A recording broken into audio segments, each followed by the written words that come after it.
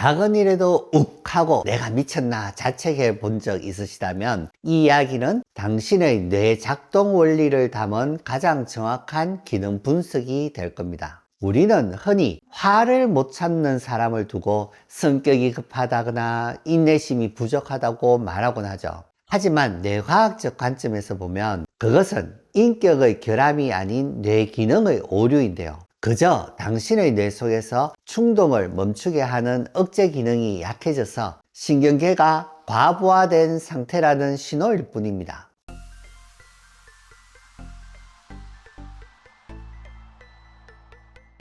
안녕하세요. 건강정보를 분석하고 플랜을 세워드리는 이웃집 닥터 이창입니다. 많은 분들이 세로토닌을 행복을 가져다 주는 기분 전환 물질 정도로 알고 계십니다. 하지만 이것은 신경생리학적 사실과는 거리가 먼 오해인데요. 세로토닌의 실제 기능은 쾌락이 아니라 통제거든요. 도파민이 뇌를 자극하며 더 큰 보상을 원할 때 이 정도면 충분해 라고 멈추게 하는 강력한 조절 시스템인 셈이죠. 뇌 안을 들여다보면 이 원리는 더욱 명확해집니다. 우리의 이성을 담당하는 전두엽은 감정이 발생하는 편도체를 위에서 아래로 누르며 통제하는데요. 이걸 하향식 제어라고 부르는데 이 신경 연결을 유지하는 핵심 물질이 바로 세로토닌입니다. 연구 데이터를 보면 뇌 속 세로토닌 수치를 인위적으로 낮췄을 때 전두엽과 편도체 사이의 연결성이 급격히 약해지는 현상이 관찰되거든요. 제어 능력이 고장난 기계처럼 전두엽이 아무리 진정하라고 신호를 보내도 편도체에 도달하지 못하게 됩니다. 실제로 충동적인 폭력 범죄자의 뇌 척수액을 분석해보면 세로토닌 대사산물의 농도가 현저히 낮게 측정된다는 사실이 이를 증명하죠. 우울해서 화가 나는 게 아니라 억제할 힘이 없어서 공격성이 나타나는 겁니다. 여기서 우리가 놓치고 있는 아주 중요한 사실이 하나 있는데요. 세로토닌이 만들어지는 장소입니다. 세로토닌의 95%는 뇌가 아닌 장에서 만들어지거든요. 이것이 무엇을 의미할까요? 속이 더부룩하고 소화가 안 되면 만사가 귀찮고 짜증이 났던 경험 다들 있으시죠? 이 불쾌감은 장에서 뇌로 보내는 명백한 경고 신호인데요. 장내 미생물 환경이 나빠져서 세로토닌 생성과 신호 전달이 불균형해지면 미주신경이라는 신경 경로를 타고 뇌에 전달되어야 할 안정 신호가 약하게 됩니다. 기능의학에서 우울증을 고치려면 식단부터 바꿔야 한다고 강조하는 이유가 여기에 있는 것이죠. 당신의 불안은 당신이 매일 먹는 밀가루와 설탕에서 기능이 저하된 장에서 시작되었을지도 모릅니다. 세로토닌 생산 원리를 좀 더 파고들어 보면 우리는 지금 뇌에 영양을 공급하지 못하고 있다는 걸 알 수 있는데요. 세로토닌의 재료가 되는 트리토판이라는 아미노산은 뇌로 들어가는 입구를 통과하기가 매우 까다롭습니다. 혈관 내 장벽이라는 뇌 보호막 앞에서 다른 아미노산들과 치열한 경쟁을 벌여야 하거든요. 탄수화물을 먹어주면 인슐린이 나와서 경쟁자 아미노산들이 근육으로 들어가도록 만들어주고 남아있는 트리토판이 상대적으로 뇌 안으로 들어가기 쉬워집니다. 하지만 요즘 어떻습니까? 살을 뺀다고 탄수화물을 극도로 제한하고 닭가슴살만 먹는 식단이 유행하고 있죠. 재료는 섭취하지만 운반체가 오지 않으니 생산은 멈출 수밖에 없는 겁니다. 게다가 더 심각한 자원 손실 현상이 있는데요. 스트레스입니다. 우리가 극심한 스트레스를 받으면 뇌에서는 코티솔이 분비되는데 이 코티솔은 세로토닌의 재료인 트리토판을 강제로 가져가 버리거든요. 세로토닌 대사물질 중 하나인 키누레닌이 있는데 이 물질은 면역과 신경기능 조절에 관여하는 물질이지만 과도하면 신경에 해로운 작용을 할 수 있는 물질입니다. 스트레스를 받으면 입맛이 뚝 떨어지거나 잠이 안 오는 이유가 바로 여기 있는 것이죠.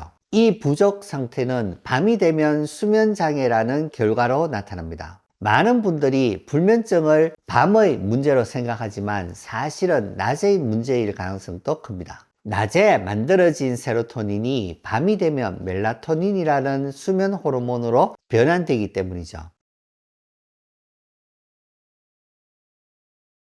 즉, 낮에 햇볕을 보고 잘 먹어서 세로토닌을 충분히 비축해 두지 않으면 밤에 쓸 멜라토닌 재료 자체가 없는 겁니다. 여기에 현대인의 실내 생활 패턴이 상황을 악화시키는데요. 뇌의 세로토닌 합성 효소를 활성화하려면 최소 2500럭스 이상의 밝은 빛이 망막에 닿아야 합니다. 하지만 우리가 종일 머무는 사무실이나 집의 형광등 불빛은 고작 500럭스 남짓에 불과하거든요. 뇌의 입장에서는 하루 종일 밤이나 다름없으니 세로토닌을 만들어낼 필요를 느끼지 못하는 것이죠. 세로토닌이 부족해지면 나타나는 또 하나의 문제는 통증의 일상화인데요. 세로토닌은 뇌에서 척추로 내려가는 통증 억제 경로를 활성화하여 고통을 줄여주는 역할을 하는데요.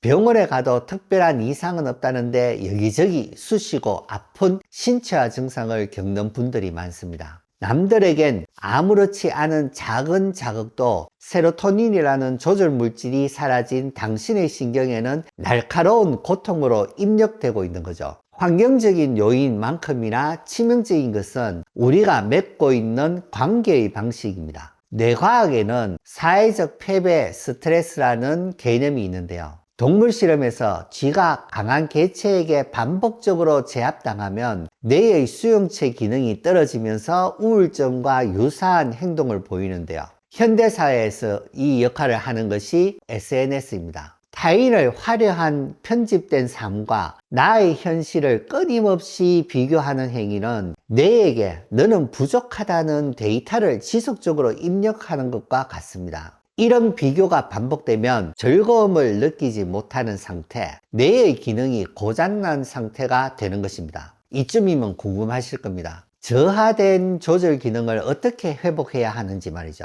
가장 먼저 실천해야 할 해결책은 리듬을 만드는 겁니다. 우리 뇌의 줄기 부분에는 중추 패턴 생성기라는 부위가 있는데요. 걷기, 씹기, 호흡하기 같은 일정한 박자가 있는 운동을 할 때 활성화되는데 여기가 자극받으면 세로토닌이 만들어지는 동선핵이 즉각적으로 반응을 하거든요. 밥을 먹을 때 30분 이상 꼭꼭 씹는 행위, 일정한 속도로 20분 이상 걷는 산책은 돈 한 푼 들지 않는 가장 강력한 뇌회복법이 될 수 있습니다. 다음으로 필요한 것은 빛을 뇌에 직접 전달하는 것인데요. 아침에 일어나서 베란다 문을 열고 혹은 출근길에 직접 눈으로 자연광을 받아들이세요. 이 광량을 확보하는 것이 뇌 기능을 정상화하는 가장 확실한 방법입니다. 마지막으로 약물 치료에 대해 드리고 싶은 말씀이 있습니다. 내성이 생기거나 평생 못 끊을까봐 두려워하시는데요.